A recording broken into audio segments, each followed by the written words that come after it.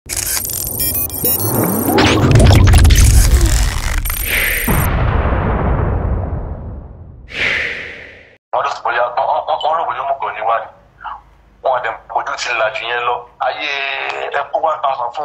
wọn rice náà sí pé tàbí tí bàbá ti sọ̀rọ̀ kan gbé bàbá ti sọ̀rọ̀ bàbá ti wí ayé ti kú nìyẹn ọlọ́run ti kádàrá ó ti fún wa nírú àwọn èèyàn bíi tiyín báyìí Koiki ni Ọmọlúkà ni bámbámbámbám tí wọ́n ti tàn mọ́lẹ̀ sáwọn nǹkan tí sínú àwọn òkùnkùn tí wọ́n ti kó wa sí láti jọ yìí so ojú àwọn èèyàn ti là ọ̀dọ̀ tẹ́ ẹ bá rí tí bá ṣe ń pariwo olóṣèlú kan báyìí ẹ lọ wádìí ẹ wò ọpọlọ rẹ̀ bẹ́ẹ̀ tí wọ́n ti mọ́ ni so ojú wa ti là kò sí ti ń jẹ́ 1963 kan àti 1963 àti 1999 they are full of fraud so kí lẹ́yìn mọ̀tàn wá fún all what we want is that it's just to release us and let my people go we are going to our own nation which is Yoruba nation nothing can stop it final say. Eshegoni, thank you very much. We take more calls. Sorry, I'm told there's a lot of feed coming back.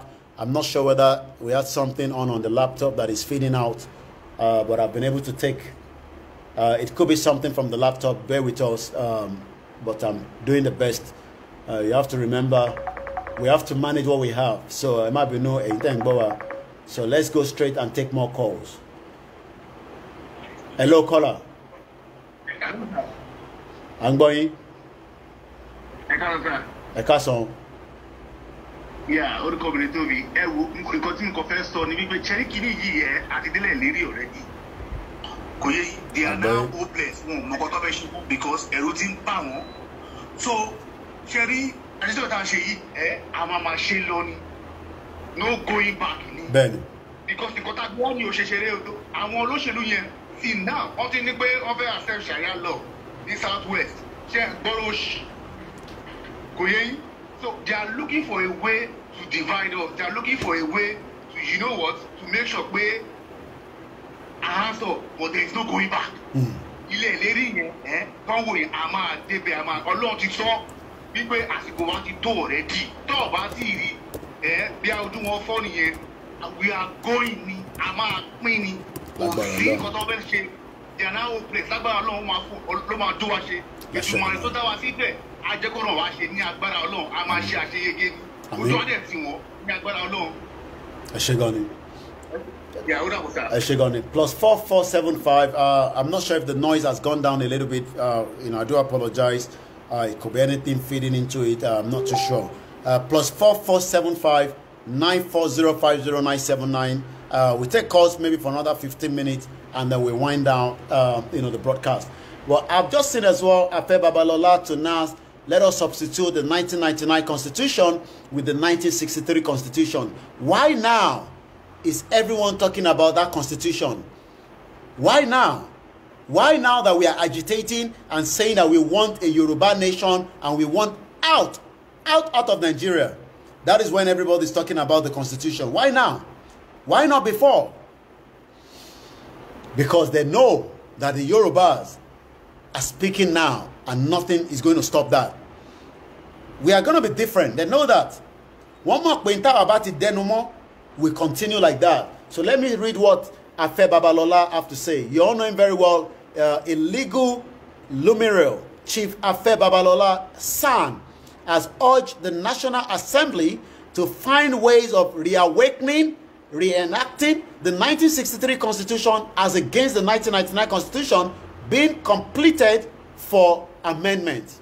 We're not going to take any constitution anymore. That time to change those constitutions is over. The time now is let everybody go. The northern people might not like it. Does not mean that we will stick to it as well. Let's go straight and take more calls as well. Hello, caller. Yeah, I'm calling from London.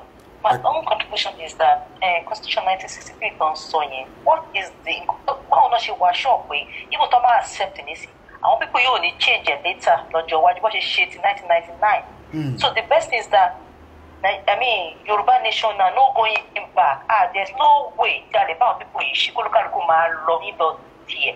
I can show more that's my own contribution. Eshegoni. By 1960. Thank you very much. Anyone. Ben. They just want Yoruba nation now. Okay. Thank you very much. Ẹ ṣé gan ni màmá wa tí wọ́n pè tán láti UK. The number has been pinned for the benefit of those of you watching on YouTube. The number is there as well. Plus 4475 94050 That is the number that will bring you down here and let us hear your view as well. So that it's not just my view. People think it's always the one talking. No. The view is the same view with millions of Yoruba across the world and inside the Yoruba land. So we have another caller plus 22. Hello, caller. Hello. Hello, good afternoon. Ekason, good afternoon, everyone. So, gbogbo mo fẹ́ dá ṣètò yẹn ní gbogbo tó ń sọ yẹn wọ́n fẹ́ detract ara wọn ni. Mo fẹ́ ẹ jẹ́ ká àwa tá a jẹ́ ọmọ Yorùbá tọkàntọkàn ẹ jẹ́ ká fi sọ́kàn wò pé a ti gba ilẹ̀ ìlérí wa. No going back ni àti lórí ẹ̀ adẹ̀jú Ọlọ́run tẹ̀ bàbá ṣe no going back. Nobody are going to remain anymore. Àwọn pàtẹ́rẹ́ bójú wa ti là gbogbo ibi tó ń dé wà mọ́ àtijá. These people are looters. They know what is going on. So kò sí ọ̀rọ̀ amendment kankan, nothing like amendment anymore. No going back. Yoruba nation will come to stay. Ọlọ́run Elédùmarè á gbà fún wa. Ẹ ṣé gan ni bàbá wa. Thank you very much. Ẹ dúpẹ́ lọ́wọ́ bàbá wa tí wọ́n pè tán.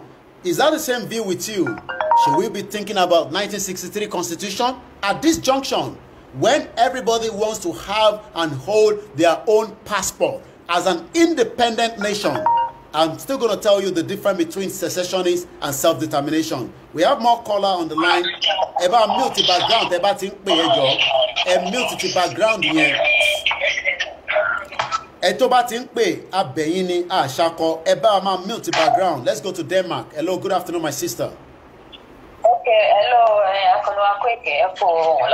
Àwa ni ẹ mà. So, point mi àná òun gbọ́dọ̀ ṣe treat yìí tó ní pàdé ọ̀rẹ́ dà.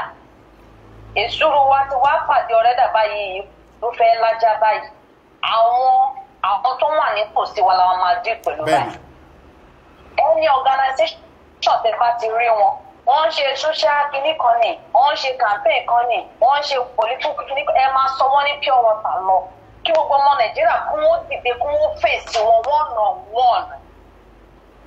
They should be the one begging us now. Ẹ máa sọ wọ́n ní pure water ẹni tó bá fẹ́ kọ́ yẹn tàdúgbò tí wọ́n lára ẹ máa pọ̀ sí wọn lára sẹ́ẹ̀.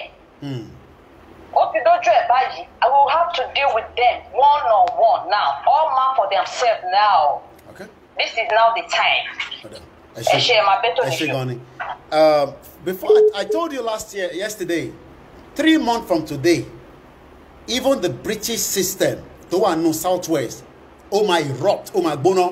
Ìdí ni pé àwọn ní kòkòrò tó ń jẹ̀fọ́ yẹn tí wọ́n sì ń sọ pé kò ní lọ. But ká tó dì pẹ̀lú àwọn náà, à dì pẹ̀lú ra wa nínú ilé.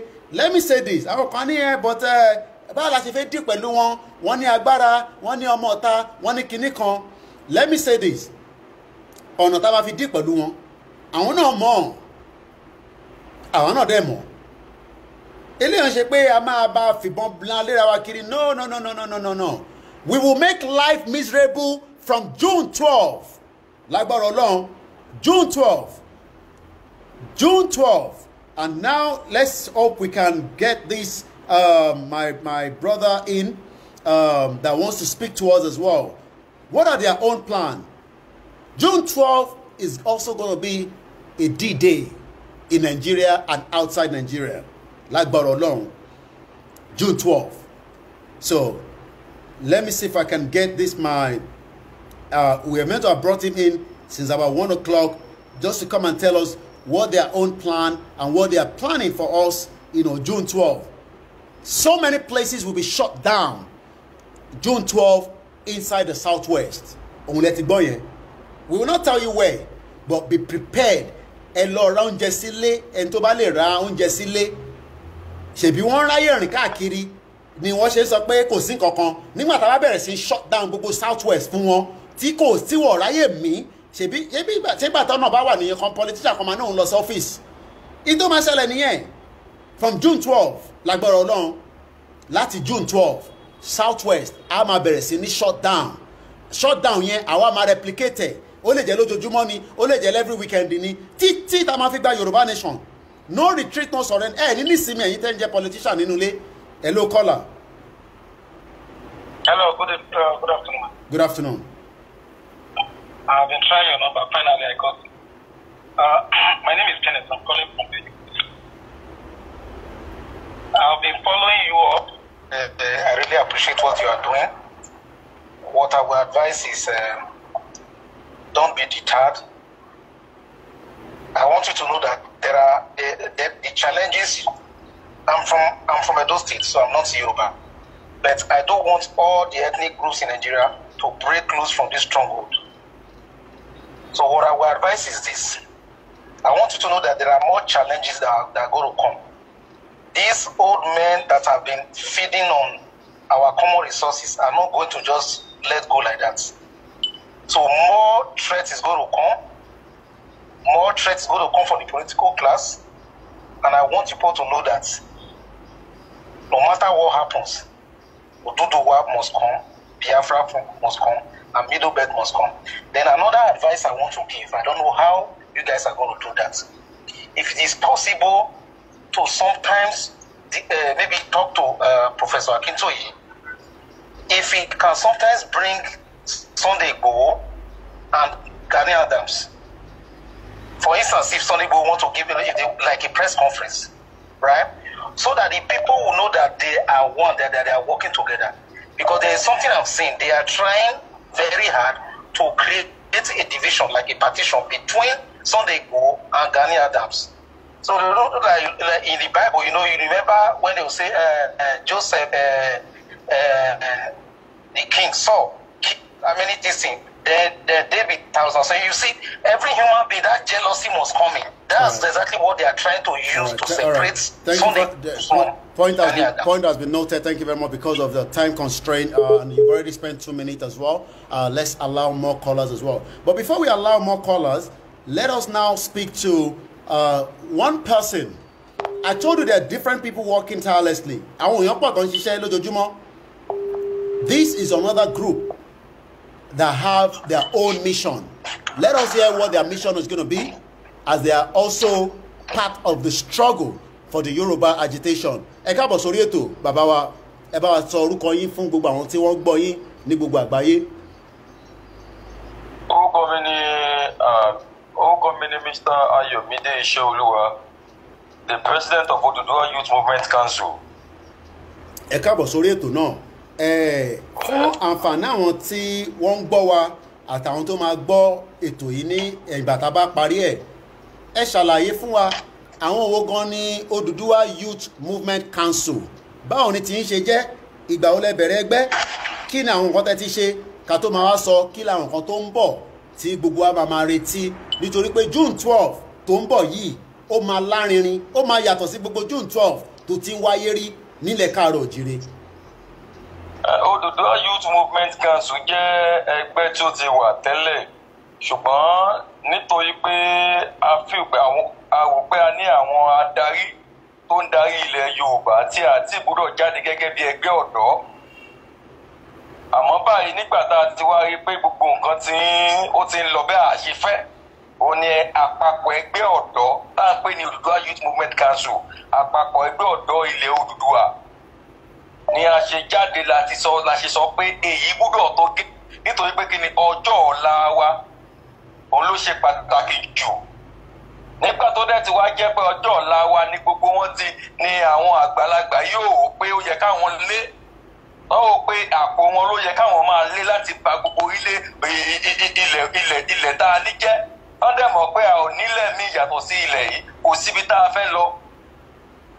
Àwa lọ́jọ́ ọ̀la Yorùbá, òun ni gbogbo wa ṣe ní ká dìde ká jà fún ẹ̀tọ́ wa, nítorí pé bàbá jà fún ẹ̀tọ́ wa ó ṣeé ṣe a lè ṣerú òyìnbó ká tún ṣerú gọ́ọ̀mẹ̀ntì wa ká tún wá ṣerú Fúlàní, kò ṣeé ṣe. Ó ní àwọn ògo ọjọ́ ọ̀la ṣe dìde wípé àwọn ò ní gbà, àwọn fẹ́ gba ẹ̀tọ́ tó tọ́ sí àwọn sì fẹ́ jà fún òmìnira àwọn. gbogbo wa ti mọ̀ pé lórílẹ̀‐èdè tá a wà yìí kò sí solution àtọmọdé àtàgbà ti mọ̀ pé Nàìjíríà ló solution tá a ní ni kí oníkálukú dá wà nítorí pé kí ni àwọn mọ̀dáwù ṣe kí ni wọ́n ti jẹ ilẹ̀ wọ́n ti jẹun pátápátá. bá bí ọmọ kékeré ọmọ 10 years ọmọ 15 years lórílẹ̀‐èdè wa yìí ó ti ní experience ìyà ó yẹ kí bàbá 50 years ní ọmọ 10 years ti ní. òun ni àwọn ọ̀dọ́ ṣe dìde la ṣe pè ní Odùduwà Youth Movement Council la ṣe ní dandan àwúrò jàfẹ́tọ̀ wa a ti wà láti 2017 ò nítorí pé a rò pé a ní àwọn adarí gidi tán darí a lè gbégbésẹ̀ láìsí àwọn adarí yìí òun la ṣe ní ká fún wọn lákòókò pé a dà àmọ́ nígbà tá a ti wá rí pé wọ́n tà wá fún òyìnbó wọ́n tún tà wá fún àwọn orílẹ̀-èdè mi nísìnyí wọ́n tún wá fẹ́ tà wá fún àwọn Fúlàní òun la ṣe ní ànígbà nítorí pé kí ni bá a bá gbà wọ́n á jẹ ilẹ̀ rírun òun la ṣe ní ànígbà àbúrò gbà nǹkan tó tọ́ sí wa. ẹ ṣé gan bàbá wa tí ẹ ti ń fi ohùn bá wa sọ̀rọ̀ ṣé gbogbo ilẹ̀ káàárọ̀ òjíire ni àwọn ẹgbẹ́ yìí wà ní àbí ìlú kan stéètì kan ní agbègbè kan nílẹ̀ káàárọ̀ òjíire ló wà. ẹ ṣe olóòtú gbogbo ilẹ̀ káàárọ̀ òjíire la ní gómìnà sí a ní sí Èkìtì a ní sí Ọ̀yọ́ gbogbo ibẹ̀ la ní gómìnà sí táwọn represent wa so ohun tá a fẹ́ ṣe tó ń bọ̀ yìí á jẹ́ ohun tó máa ṣọ́ọ̀kì gbogbo àgbáyé nítorí pé kí ni a lè dúró mọ́ a ti wáyé pé kò sí solution fọ́wọ́ Nàìjíríà mọ́ Odùduwà nation la fẹ́ òun làwọn ọ̀dọ́ ìlú fẹ́ a fẹ́ gbé orílẹ̀-èdè wa padà tó bá jẹ́ pé orílẹ̀-èdè wa la wà tẹ́bi tí ń pa wá àmọ́ pọ́jọ́ ọ̀la wà a lè ṣẹ́wó òyìnbó ká tún wá ṣẹ́wó gọ́ọ̀mẹ̀ntì wa ká tún wá ṣẹ́wó Fúlàní kò pọ́síbù lórílẹ̀‐èdè wa a ò nílẹ̀ míì tá a fẹ́ lọ tá bá jẹ́ ilẹ̀ nínú tó bá lè jẹ́ níbo la fẹ́ lọ. òun ni gbogbo wa ṣe dìde gbogbo káàrọ̀ òjíire la ní representative sí gbogbo bẹ̀rẹ̀ láti ti fẹ́ dìde láti jà fún nǹkan tó kọ́ sí wa bó ṣe ti kú ni bó ṣe rẹ́rí bó ṣe ń kó tó bá là tó bá máa gbà á díẹ̀ ju ká gba nǹkan tó tọ́ ilẹ̀ tó tọ́ sí wa lọ. ìjọ wo gan ni ìwọ́de tí ẹ̀yin ti ń prepare nítorí pé nígbà tí ẹ kàn sí mi mo fẹ́ lè ní mo tẹ́ mọ̀ pé àwọn kan náà tún ní ọkàn gẹ́gẹ́ bí ọmọ káàárọ̀ òjíire nílẹ̀ káàárọ̀ òjíire gẹ́gẹ́ bí èmi náà ṣe lákin tó tí wọ́n pọ̀ nítorí pé nígbà tèmi ń pariwo pé àníṣe election àṣẹ́yìn tẹ́ ń sọ pé ọ̀rọ̀ election kan ló wà nílẹ̀ mọ́ nísìn àníṣe níjọ́ kan máa ṣẹlẹ̀ níjọ́ náà dẹ̀ ti ń súnmọ́ báyìí kí níjọ́ náà kí ni ká máa expect ẹ má sọ gbogbo ẹ̀ tán àmọ́ ìjọ́ náà àwọn èèyàn mọ̀ pé ọmọ Yorùbá ó fẹ́ jáde. June 12 níjọ́ tí gbogbo wa fẹ́ dìde àádẹ́ dìde ní gbogbo ilẹ̀ káàárọ̀ òjíire àbẹ̀ ìjọba fún nǹkan kan bí kò ṣe pé a fẹ́ gba nǹkan tó tọ́ sí wa a sì ní àwọn nǹkan tá a fẹ́ fi gba nǹkan tó tọ́ sí wa. tó gbogbo ẹni tó bá ní ohun kan ohun kejì sí ilẹ̀ Nàìjíríà tí ò bá ti dìde sí ọ̀rọ̀ yìí ohun tó bá ní sí ilẹ̀ Nàìjíríà bó bá ṣe rí lẹ́yìn ẹ̀ kó fara mọ́ ẹ̀tọ́ wà rèé ilẹ̀ wà rèé níbo mi ta máa lọ tá bá gba ilẹ̀ Odùduwà yìí níbo la tún fẹ́ lọ níbo la fẹ́ kọjú sí tá a bá ní kí gbogbo wa ká máa wò ká má ṣe nǹkan kan tí gbogbo àwọn ènìyàn bẹ̀rù ikú ṣé àwọn ọmọdọ́mọ á tún máa kú sínú ìyọ́ tún máa pọ̀ ní ìyá yìí ni gàrí ti di 1,004 níke ẹ̀wá di 2,000 something àwọn tán sá lọ sí ìlú òyìnbó àwọn yẹn ní advantage what of àwọn tí wọn lórí ọ̀fẹ́ láti sá lọ sí ìlú òyìnbó ẹlòmíì a máa ṣiṣẹ́ ẹlòmíì a máa gbé Èkó báyìí ẹlòmíì a máa ṣiṣẹ́ a máa gbé ní Kòòdú wọ́n máa ṣiṣẹ́ bí i wọ́n dẹ̀ máa gba 50,000 naira salary wọ́n dẹ̀ sanwó lé 200,000 báwo náà ṣe fẹ́ leave a lè gbà mọ́ kò sí ọ̀nà tá a fẹ́ gbà kóòpù nínú gbogbo nǹkan tó ṣẹlẹ̀ yìí mọ́ ju kí gbogbo wa dìde gbogbo ọ̀dọ́ nílẹ̀ gbogbo káàrọ̀ òjíire so báyìí o àti ẹ̀fẹ́ jọ pẹ̀lú ẹni leader mọ́ àfẹ́ gbọ́ àgbàlagbà kan mọ́ àfẹ́ mọ̀ nípa àgbàlagbà kan fẹ́ sọ ohun táwa fẹ́ ṣe ni pé a fẹ́ gbalẹ̀ wa padà fún àǹfààní gbogbo àwọn tí wọ́n ń gbọ́ wa ní June 12 yẹn tí mo mọ̀ pé tẹ́lẹ̀ ní gbogbo àgbáyé àwa náà fẹ́ fi tó wọn létí pé àwọn ọmọ Yorùbá o enough is enough kódà àwọn ọ̀kanjọ́ mẹ́ta ló fẹ́ ṣe ní Washington DC wọ́n máa sùn wọ́n máa jí gbogbo ibi tó fẹ́ lò gbogbo tó fẹ́ ṣe inú Washington DC yẹn níwájú White House tó bá di June 12 ẹ pàdé wa ẹ̀yin tẹ́ wà nílùú òyìnbó ní Trafalgar Square ẹ máa ṣe bẹ́ẹ̀ káàkiri bọ̀ lórí ilẹ̀ Yorùbá gangan lẹ́yìn tí ń sọ pé gbìgìdì máa ṣẹlẹ̀ ní June 12 àbí bẹ́ẹ̀ kọ́. bẹ́ẹ̀ ni bàbá olóòtú. ọ̀dà èmi àwọn á tún fi tó yín létí pé gbogbo tó bá gbà Koiki Media á fi kún yín lọ́wọ́ lágbára Ọlọ́run nítàṣẹ tàwọn tó láyé tó lọ́run gbogbo tó bá gbà ní June 12 yẹn wàá mọ̀ pé ilẹ̀ Yorùbá ó máa mì gìgìgìgì ní June 12 kẹ́ tó máa lọ màá dẹ̀ máa gbé yín wá sórí ètò lójoojúmọ́ láti sìn títí tá a máa fi mú June 12 yẹn tẹ́ máa bá wa sọ̀rọ̀ fún bóyá fún 20 minutes a máa jọ bára wa sọ̀rọ̀ a máa rán àwọn èèyàn létí ẹni tó wà nílé kó máa prepare ìwọ tó bá mọ̀ pé nǹkan lè máa dé o lè má fẹ́ wà nílé tó bá ní passport tó ní tẹ́ pé òfin gbé nínú tètè máa lọ bọ̀ ní June 12 a ní kankan ṣe pẹ̀lú Haúsá lórí ilẹ̀ Yorùbá land nǹkan kan máa ṣẹlẹ̀ whether they like it or not ẹ bá wa kí gbogbo àwọn ará ilé.